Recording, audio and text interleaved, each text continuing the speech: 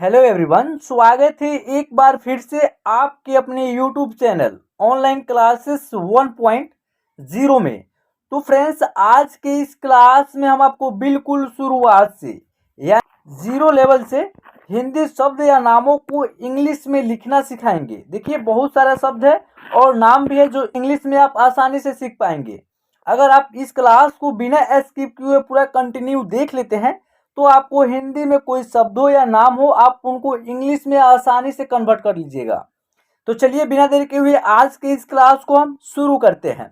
तो जैसे कि यहाँ देखिए लिखा हुआ है रमन। क्या लिखा हुआ है? रमन। देखिए, र प्लस म प्लस न, जब हम तीनों अक्षर को एक साथ जोड़ देंगे तो ये एक शब्द तैयार हो जाएगा। कौन सा शब्द तैयार होगा? 3 अक्षर वाले शब्द एक बन जाएगा। तो इसका उच्चारण होगा रमन। तो हम र का आर लिखते हैं, प्लस म का एम लिख देते हैं, प्लस न का एन लिखते हैं। ठीक है, तो इस तरह हमारा इंग्लिश सही होना चाहिए, रमन। तो क्या ये सही है इंग्लिश? रमन यानी जो लिखा हुआ है इंग्लिश में सही है? अब आप बोलिएगा सही नहीं है। तो कैसे सही नहीं है? आप जो है ना, के से क और के एच से ख, जी जी से ग, यानी कि आप इस तरह आप रट करके याद कर लिए हैं, यानी उसको हम रमन आसानी से पढ़ सकते हैं। जब आप के से क याद किए हैं, के एच से ख याद किए हैं, जी से ग याद किए हैं, तो इस तरह हमारा इंग्लिश वो सही होना चाहिए, लेकिन सही नहीं है। जब आप के से क पढ़ रहे हैं तो इसका उच्चारण आधा हो रहा है, क का उच्चारण आधा हो रहा है। के एच से ख पढ़ रहे हैं तो इसका उच्चारण क्या है? आधा हो जा रहा है। क्या हो जा रहा है? आधा। जी से ग पढ़ रहे हैं तो इसका उच्चारण क्या होगा? आधा होगा। ठीक है ना? तो ये क्या है? इस तरह आपका आधा होगा। जब के से क पढ़िएगा तो आधा क का साउंड निकलेगा, के एच से ख पढ़िएगा तो आधा इनका साउंड निकलेगा, जी से ग आधा ग का उच्चारण होगा। जब हम र का उच्चारण कर रहे हैं तो इसमें क्या है? इसमें अ छुपा हुआ है। र में अ की साउंड का उच्चारण होगा, र। हो रहा है ना? अ का इंग्लिश जो होगा ना, ए होगा। क्या होगा? ए। र का आर लिखेंगे और र में जो अ छुपा हुआ है उसका इंग्लिश क्या होगा? ए होगा। आर ए से र होगा। ठीक है, प्लस एम, एम से क्या होगा? म होगा, और म में भी क्या है? अ की साउंड है, तो ए लिख देंगे।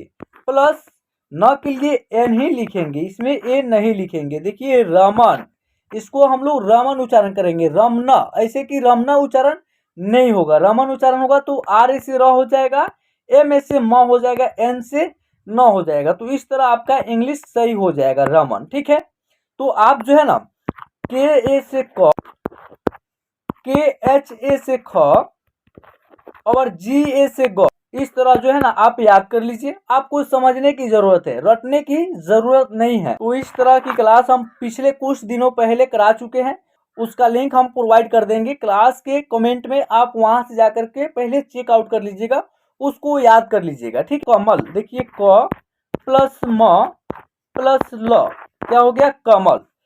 जैसे कि हम के लिख दिए हैं और एम लिख दिए हैं। अगर दो कॉन्सोनेंट एक साथ ला देंगे तो इसका कोई मीनिंग ही नहीं होगा। क्या कोई मीनिंग होगा? नहीं होगा। अंग्रेजी का कोई भी 2 लेटर बिना वोवेल्स के नहीं आते हैं। जब भी आते हैं तो बीच में कोई ना कोई वोवेल्स आ ही जाते हैं। जैसे देखिए, क का इंग्लिश क्या होगा? के। जब हम क को तोड़ेंगे तो इसमें क्या है? अ की साउंड है, यानी अ इसमें छुपा हुआ है, तो अ का ए हो जाएगा। क्या होगा? ए। के बाद क्या हो जाएगा? ए आ जाएगा। क्या है? ए हमारा वोवेल्स है। देखिए, के क्या हो गया? कॉन्सोनेंट हो गया, ए हमारा वोवेल्स हो गया। तो के से क्या हो जाएगा? क का उच्चारण हो जाएगा। प्लस एम से क्या होगा? एम से म होगा, आधा म का उच्चारण होगा। अगर यहीं पे ए डाल देंगे तो पूरा म का उच्चारण होगा, यानी कि एम हमारा क्या हो गया? कॉन्सोनेंट, और ए क्या है? वोवेल्स है। प्लस एल के लिए हम ल लिखेंगे, तो क्या हो जाएगा? इस तरह हमारा कमल हो जाएगा। अंग्रेजी का कोई भी 2 लेटर बिना वोवेल्स के नहीं आते हैं। जब भी आते हैं तो बीच में कोई ना कोई वोवेल्स आ ही जाते हैं। 99% है कि आप शब्द बना रहे हैं इंग्लिश में, उसमें वोवेल्स जरूर आएगा। बिना वोवेल्स का जो है ना, उस शब्द का उच्चारण ही नहीं हो पाएगा। जिससे हम क का उच्चारण कर रहे हैं तो देखिए, के ए से क, यानी ए हमारा क्या है? वोवेल्स है। एम ए से म, ये क्या है? हमारा वोवेल से। एल से ल, यानी आधा ल का उच्चारण होगा। तो इस तरह हमारा हो जाएगा कमल। ठीक है, तो चलिए अब हम बहुत सारे शब्द हैं जो आपको साउंड के बेस से उच्चारण करके आसानी से सिखाएंगे। देखिए रमन, क्या लिखा हुआ है रमन, तो आर से र हो जाएगा, आर ए से र होगा, फिर क्या है एम लिखा हुआ है तो एम ए से म हो जाएगा, एन से क्या हो जाएगा न हो जाएगा। तो इस तरह हमारा हो जाएगा रमन। देखिए यहाँ लिखा हुआ है शहर, तो स्व का एस एच होता है, एस एच लिख देंगे, ह का एच लिख देंगे और र का आर लिख देंगे। तो क्या हमारा ये शहर सही है इंग्लिश में? नहीं है। एस एच के बाद क्या रहेगा ए लिख देंगे, ठीक है, और एच के बाद क्या लिखेंगे ए लिख देंगे। तो इसको हम उच्चारण करेंगे शहर, क्या उच्चारण करेंगे शहर, ठीक है। चलिए उसके बाद जो लिखा हुआ है नहर, देखिए एन ए से न, एच से ह, एच के बाद ए लिखेंगे और आर के लिए र लिखेंगे, क्या हो जाएगा नहर। अमन, ए से अ लिखेंगे, क्या है हमारा स्वर है हिंदी अ, और ये क्या है ए हमारा वोवेल से, एम से म और एम के बाद ए लिखेंगे और न के लिए एन लिख देंगे, क्या हो जाएगा अमन। चलिए उसके बाद लिखा हुआ है जगन, जे से ज और जी से ग और एन से न, क्या ये जगन पढ़ा जाएगा? नहीं पढ़ाएगा। जे के बाद ए लिखेंगे तो इसका ज का पूरा उच्चारण होगा, जी के बाद ए लिखेंगे तो ग का पूरा उच्चारण होगा, न का एन ही लिखेंगे ताकि लास्ट वाला अक्षर न है और न का उच्चारण सिंपल तरीके से हो रहा है। देखिए जगन, जगना, जगन, जगन ही उसका उच्चारण होगा। इसका जो उच्चारण होता है छोटी ई होता है और छोटी ई की मात्रा जो है ना इस तरह रहता है और इसको इंग्लिश में हम लोग आई पढ़ते हैं। क्या पढ़ते हैं? आई। अब इसको हम लोग बड़ी ई पढ़ते हैं, क्या पढ़ते हैं? बड़ी ई, और बड़ी ई की मात्रा इस प्रकार रहता है। इसको हम लोग इंग्लिश में डबल ई पढ़ते हैं, ठीक है ना। तो देखिए यहाँ जो है ना साउंड बेस्ड, ठीक, अगर मान लीजिए हम बड़ी ई का प्रयोग हुआ है और वहां पे हम आई का प्रयोग कर रहे हैं तो क्या वहां पे गलत हो जाएगा? गलत नहीं होगा। देखिए आपका जो साउंड बेस्ड है यानी आपका जो उच्चारण है, तो आप उच्चारण के बेस पे आप आसानी से आई का प्रयोग कर सकते हैं या डबल ई का प्रयोग कर सकते हैं, गलत नहीं होगा। जैसे देखिए यहाँ शिवानी, क्या लिखा हुआ है शिवानी। देखिए सौ में क्या है छोटी ई की मात्रा का प्रयोग हुआ है और नौ में क्या है बड़ी ई की मात्रा का प्रयोग हुआ है, यानी दोनों मात्रा का प्रयोग हुआ है इस नाम में। स्व का पहले एस एच लिखेंगे और वो का क्या लिखेंगे भी लिखेंगे और नौ का क्या लिखेंगे एन लिखेंगे, ठीक है। और सौ में क्या है छोटी ई की मात्रा है तो आई लिख देंगे सी, उसके बाद वो में आ की मात्रा है तो ए लिख देंगे और नौ में क्या है बड़ी ई की मात्रा है। तो देखिए इसका पहले उच्चारण किस तरह हो रहा है शिवानी, यानी कि इसका उच्चारण शॉर्ट तरीके से हो रहा है, यानी बिल्कुल इसका उच्चारण सिंपल तरीके से हम लोग कर रहे हैं, जल्दी इसका उच्चारण हो जा रहा है। तो हम क्या करेंगे यहाँ नौ में जब बड़ी की मात्रा का प्रयोग हो गया है तो हम लोग आई लिखेंगे।